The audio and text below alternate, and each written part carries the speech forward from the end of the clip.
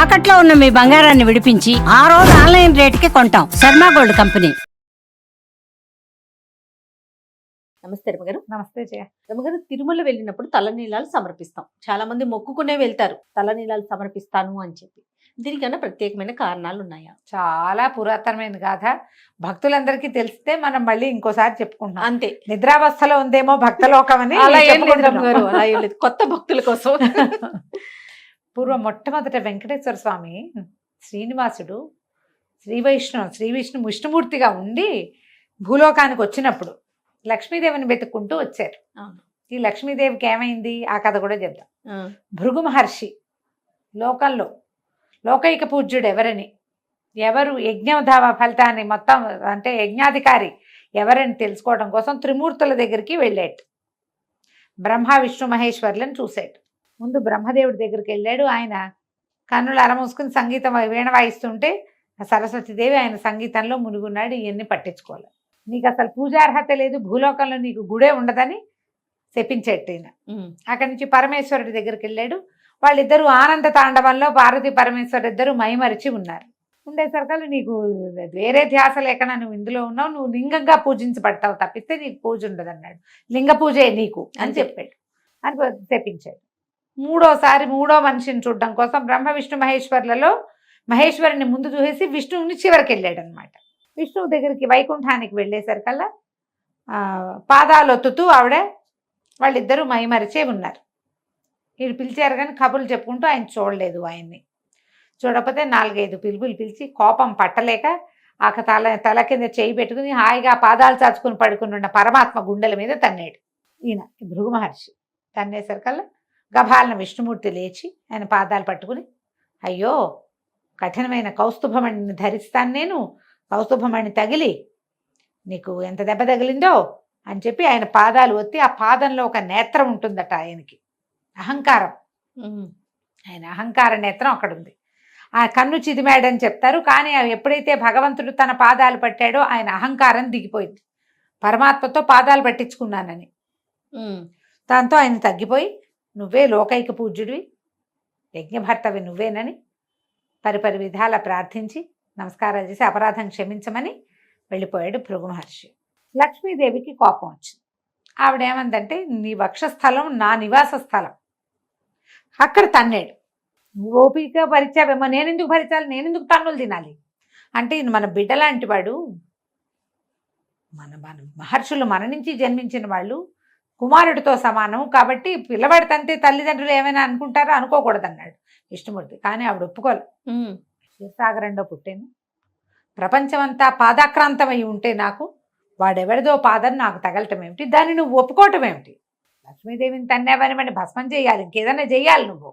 కానీ ఒప్పుకున్నావు ఎందుకు? నువ్వు ఒప్పుకున్నావు కాబట్టి ఇక నేను ఈ అవమానాన్ని సహించలేను, ఈ క్రోధం తగ్గేదాకా నేను నీతోటి ఉండనని ఆవిడ వెళ్ళిపోయింది. కొల్లాపురంలో భూలోకానికి వెళ్ళిపోయి తపస్సు చేసుకుంటాను. ఆవిడ కోసం వెతుక్కుంటూ వచ్చినటువంటి విష్ణుమూర్తి మన కలియుగ వైకుంఠం అని చెప్పబడేటువంటి 7 కొండలలో ఉండిపోయాడు. వెంకటాద్రి మీద ఉన్నాడు. ఉండి అలా ఉండగా ఏమైంది, ఆయన మీద వచ్చేసిందట.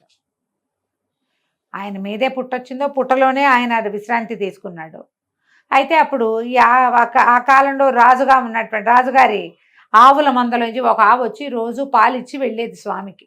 ఈ ఆవు పాలు ఎవరో తాగేస్తున్నారు, ఇంత పొదుగు ఉండాల్సింది ఇంతే పొదుగు పలచబడిపోతుంది, పాలు ఉండట్లేదు, ఎందుకు పాలు ఉండట్లేదు అని చూసుకుని ఆవుల్ని కాచేటువంటి గోపాలకుడు పుట్టలోనే ఎవడో దాగి ఉండి పాలు తను తాగేస్తున్నాడని అనుమానపడి ఆవుని కొట్టబోయి ఆవుని రక్షించడానికి పైకొచ్చినటువంటి పరమాత్మని కర్రబెట్టి కొట్టేశాడు.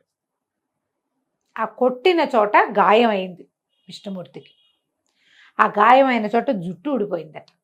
ఇంత మంచి ఒత్తైన తల, జుట్టు పోయింది. పోతే అప్పుడు ఈ కొండలలో ఒకటైనటువంటి నీలాచలం ఆయన్ని తన పుత్రుడిగా భావించి తన మీద విశ్రాంతి తీసుకుంటున్నాడు కుమారుడు. ఆవిడ తన తలలోంచి కొంత భాగాన్ని తీసి ఆయనకి అలంకారంగా ఉంచింది ఆయన నెత్తి మీద. స్త్రీలకి శిరోజాలే అలంకారం. అట్లాంటిది నా కోసం నీ శిరోజాలని తీసిచ్చావు కాబట్టి నా కోసం ఎవరు శిరోజాలు ఇస్తారో అవన్నీ నీకు సమర్పించినట్టు. నీకోసం యుగాంతం దాకా శిరోజాలు స్వీకరిస్తానని చెప్పాడని మనకి కథ. ఇక్కడ ప్యాచ్ లాగా ఊడిపోయింది కదా, ఆవిడ తన తీసి ఇచ్చింది అనమాట. ఆవిడ నెత్తురు కాడుతోందట, జుట్టు తీసి ఇచ్చేసరికి ఆమె గాయం మాన్పాడు, నీలాచలం యొక్క గాయం మాన్పాడు. కానీ ఆ శిరోజాలు సమర్పించిన వాళ్ళు తనకి అత్యంత ప్రీతిపాత్రులు భక్తులు అని సెలవిచ్చాడు అయ్యవారు. క్రమంగా ఆయన శ్రీనివాసుడు అయ్యాడు, పద్మావతిదేవిని వివాహం చేసుకున్నాడు. కలో వెంకటనాయక అన్నారు. వెంకటనాయకుడుగా కొండ మీద వెలిసి ఉండిపోయాడు. మరి ఇప్పుడు మనకి ఇంకెవరు ప్రత్యక్ష దైవం? ఆయనే, కలియుగ వెంకటేశ్వరుడే కదా, ఎవరు లేరు. అయితే ఆయనకి ప్రీతిపాత్రమైనది ఆ శిరోజ సమర్పణ. నీలాచలం ఆయనకు అత్యంత ప్రీతిపాత్రమైన కొండ. ఆ కొండల్లో ఆమె కోసమని మనం జుట్టు ఇస్తే గనక స్వామికి ప్రీతిపాత్రలమైన భక్తులం అవుతామని శిరోజ సమర్పణ మొదలుపెట్టారు. తలనీలాలు ఇవ్వటం, కురులు ఇవ్వటం. దానితో పాటుగా ఏం చెప్తారంటే, మానవుల అహంకారానికి పాపాలకి ప్రతీకలు శిరోజాలే. అహంకారం శిరోజంలో దాక్కుని ఉంటుంది, పాపాలు కూడా శిరోజంలోనే ఉంటాయి. ఎట్లా ఉంటాయి? పిల్లలు సంతానం మానవులు జన్మించినప్పుడు శీర్షోదయం అవుతుంది, తలతోటి జన్మిస్తారు. అవును, కృష్ణ పరమాత్మ ఎదురుకాళ్ళతో పుట్టాడని చెప్పుకుంటారు పల్లెటూళ్ళలో. తలతో జన్మించలేదు ఆయన అందరిలాగా. కాలు గనక కనపడితే తల్లి చనిపోతుంది. మామూలుగా కాళ్ళు బయటకు వస్తే ఎదురుకాళ్లతోటి పుడితే తల్లులు మరణం సంభవిస్తుంది. కృష్ణ పరమాత్మ అట్లా పుట్టాడంటారు పల్లెటూరు వాళ్ళు, అట్లా అంటారు. మరి నిజమో కాదో తెలీదు. భాగవతం చదివినప్పుడు అలా కనపడలేదు, శీర్షోదయం కాలేదు అంటారు కృష్ణుడికి, అట్లా చెప్పుకుంటారు. మరి పొక్కటి పురాణం అయి ఉంటుంది. మనం ఈ తలతోటి బయటికి వచ్చినప్పుడు, మనం తలే కదా మొదట బయటకు వచ్చేది, వాడి పూర్వజన్మ పాపాలు పూర్వజన్మ తాలూకు ఇవి శిరస్సు మీద ఉంటాయి. అందుకని మన వాళ్ళు పుట్టు వెంట్రుకలు తీయటం హిందూ సాంప్రదాయంలో మాత్రమే ఉంది. వేరే సాంప్రదాయాల్లో పుట్టు వెంట్రుకలు తీయడాలు ఉండవు. మనకి మస్ట్ అండ్ షుడ్గా చెప్తారు. అవును, ఎందుకంటే వాడి పూర్వజన్మ పాపాలు కొంత తగ్గుతాయి ఆ తల వెంట్రుకలు భగవద్గీతకి సమర్పించడం వల్ల. అందుకని ఈ నియమం కనపడుతుంది. జుట్టు తీస్తే తల తీసినట్టు కదా. నాది నేననేది లేకుండా నేను నీకు నన్ను సమర్పించుకుంటున్నాను అని భగవంతుని వద్ద మన అహంకార సమర్పణ చేయటమే ఈ శిరోజాలు ఇవ్వడం.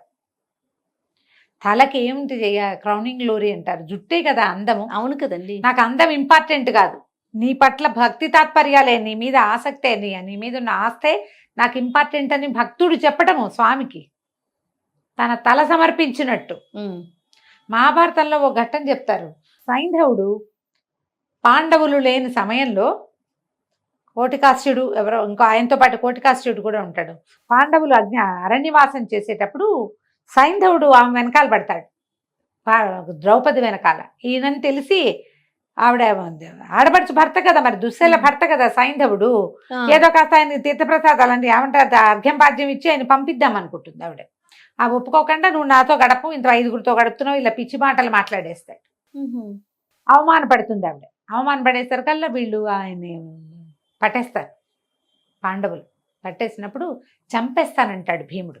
ద్రౌపదిని అవమానించాడు, ఆమె ఇంకా ఎన్ని అవమానాలు సహించాలి, ఆడ పడింది చాలా లేదా ఇది కూడా పడాలా అంటే ధర్మరాజు ఏం చెప్తాడంటే, గుండు చేయి, జుట్టు తీస్తే తల తీసినట్టు అని చెప్పి గుండు చేసి పంపిస్తారు. అంత ఇది ఉంది జుట్టుకి అంత ప్రాముఖ్యత. జుట్టు తీస్తే తల తీసినట్టు, మనం భగవంతుడి దగ్గర మనం జుట్టు ఇస్తే తల ఇచ్చినట్టు, బా అంతా నువ్వే అని ఒప్పుకున్నట్టు. అందుకు ఇది మొదలు పెట్టారు. మనం ఏం చేస్తాము, పుట్టు వెంట్రుకలు తీస్తాం, కొండకెళ్తే ఇచ్చేస్తాం, లేదా ఏదైనా విపత్కర పరిస్థితులు వస్తే మొక్కుకుంటాం. అవును అవును చేస్తాం కదా. క్రమంగా ఏమైంది, మనకి ఇంకా కొన్ని దేవాలయాల్లో అక్కడ ఇక్కడ జుట్లు ఇవ్వడం మెల్లిగా వచ్చింది, మొదలైంది. అన్ని చోట్ల కళ్యాణ కట్ట అంటారు జుట్టు ఇచ్చేదాన్ని. అదేదో అయిపోయి ఇచ్చేయడం కాదు, కళ్యాణమే అది. జుట్టు శిరోజ సమర్పణ, కళ్యాణాలు సమర్పించటం అంటే మనకి మేలు జరుగుతుంది. దానివల్ల అహంకారం తగ్గుతుంది. సౌందర్యం పట్ల కాకుండా భగవంతుడి పట్లే నాకు ఆసక్తి అని తెలియజేస్తున్నాం, మన శ్రద్ధని తెలియజేస్తాం, మన పాపాన్ని కొంత తగ్గించుకుంటాం. అవును, అందుకోసమని ఈ శిరోజ సమర్పణ అనే విధానం వచ్చింది. చాలా దేవాలయాల్లో ఇప్పుడు కనపడుతోంది, కానీ తిరుపతిలోనే మొట్టమొదట మొదలైంది. తిరుమల కొండ మీద ఈ శిరోజ సమర్పణ అనేది వచ్చింది. అంతే. నమస్తే. నమస్తే.